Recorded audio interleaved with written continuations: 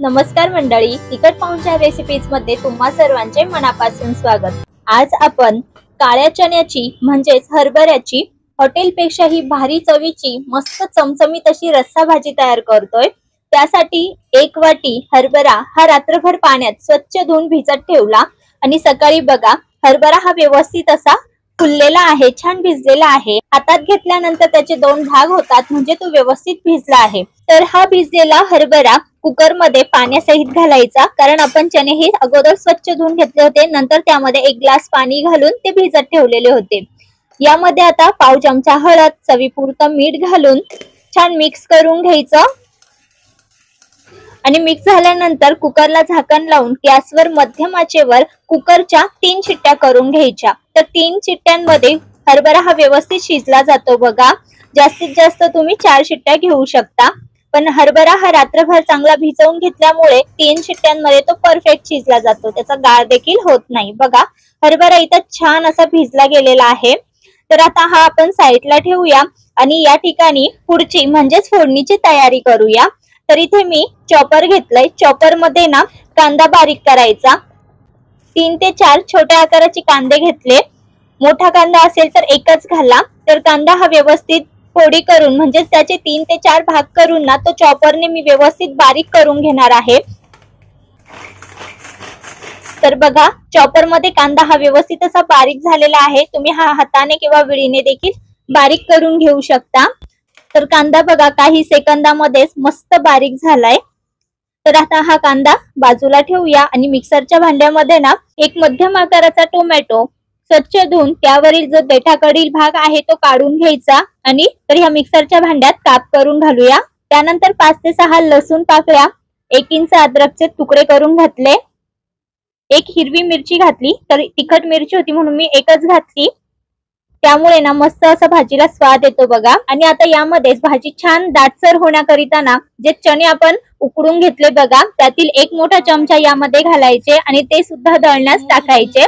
तर यामध्ये चणे गरम असल्यामुळे मी थोडंसं पाणी घातलं आणि हे मिक्सरला मी आता बारीक असं वाटून घेणार आहे। तर इथे मी कोथिंबीर स्किप केली आहे, कारण ती माझ्याकडे नव्हती, तुमच्याकडे असेल तर नक्कीच घाला आणि ती सुद्धा यामध्ये दळून घ्या। तर बघा मस्त फाईन अशी पेस्ट तयार झाली आहे। आता फोडणी करिता काय करायचं, मध्यम आचेवर कढई गरम करून त्यामध्ये पळीभर तेल घालायचं। तेल थोडंसं गरम झालं म्हणजे हलकसं गरम झालं की यामध्ये काही खडे मसाले घालायचे। तर तेजपान, लवंग, काळी मिरी, 1 हिरवी वेलची आणि दालचिनीचा तुकडा घातला। त्यानंतर पाव चमचा मोहरी आणि पाव चमचा जिरं घातलं। जिरं मोहरी छान फुललं की लगेच यामध्ये बारीक चॉप केलेला कांदा ऍड करायचा आणि तेलामध्ये कांदा हा मध्यम आचेवर हलकासा लालसर करून घ्यायचा। तर कांदा हा छान बारीक करून घेतल्यामुळे ना लवकर सॉफ्ट होतो बघा। मस्त हलकासा हा लालसर करून घेतला। आता यामध्ये जी बारीक प्युरी आपण करून घेतली होती बघा ती घालायची, तर ती संपूर्ण यामध्ये ऍड करायची आणि ती देखील आता तेलामध्ये छान मिक्स करत 1 ते 2 मिनिटं तेलामध्ये मिक्स करत ना तेल सुटेपर्यंत ही परतवून घ्यायची। तर मसाल्यांमध्ये आपण सर्व काही कच्चं घातल्यामुळे हे थोडंसं आपल्याला व्यवस्थित फ्राय करून घ्यायचं आहे, छान तेल सुटेपर्यंत परतवून घ्यायचं। असं तेल साईडने सुटायला लागलं की यामध्ये घरातीलच बेसिक मसाले घालायचे। तर लाल तिखट, घरचा काळा मसाला, हळद, हिंग, कांदा लसूण मसाला, थोडासा गरम मसाला आणि धने पावडर वापरली आहे। तुम्ही नुसतं लाल तिखट, कांदा लसूण मसाला किंवा धने पावडर, हळद घातली तरी मस्त असा स्वाद येतो। तर घरात उपलब्ध असणारे मसाले घालायचे, छान या प्युरी मध्ये मिक्स करून घ्यायचे आणि आता यामध्ये ना थोडंसं पाणी घालायचं, म्हणजे यामध्ये जे आपण हरभरे दळून घातले होते बघा शिजलेले, तर ते सुद्धा व्यवस्थित कुक होतील।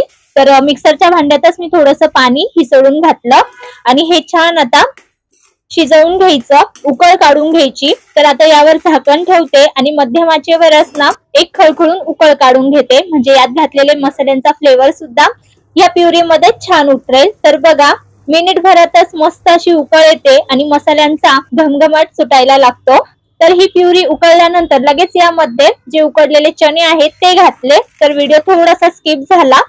तर बघा हे छान या प्युरी मध्ये म्हणजेच या मसाल्यामध्ये मी मिक्स करून घेतले। आता पुन्हा यावर झाकण ठेवून एक उकळ काढून घ्यायची फक्त। आवश्यक असल्यास यात चवीनुसार थोडस मीठ घाला, कारण आपण चणे उकडत असताना यामध्ये मीठ ऍड केलेलं होतं. आता वरतून फक्त बारीक चिरलेली कोथिंबीर घालायची, जी की माझ्याकडे नव्हती, तर तुम्ही नक्की घाला. मस्त अशी चमचमीत काळ्या चण्याची रस्सा भाजी तयार होते. एकदा नक्की ट्राय करून बघा. यामध्ये जे आपण चणे दळून घातले बघा मसाल्यामध्ये, त्याने तर मस्त दाटसरपणा येतो. वरतून काहीही ऍड करायची गरज पडत नाही. बघा, तर घरात उपलब्ध साहित्यामध्ये झटपट अशी आपली काळ्या चण्याची चना मसाला म्हणा किंवा रस्सा भाजी म्हणा तयार झालेली आहे, जी की चपाती सोबत, भाकरी सोबत किंवा भाताबरोबर अप्रतिम अशी लागते. एकदा नक्की ट्राय करून बघा. आवडल्यास रेसिपीला लाईक करा.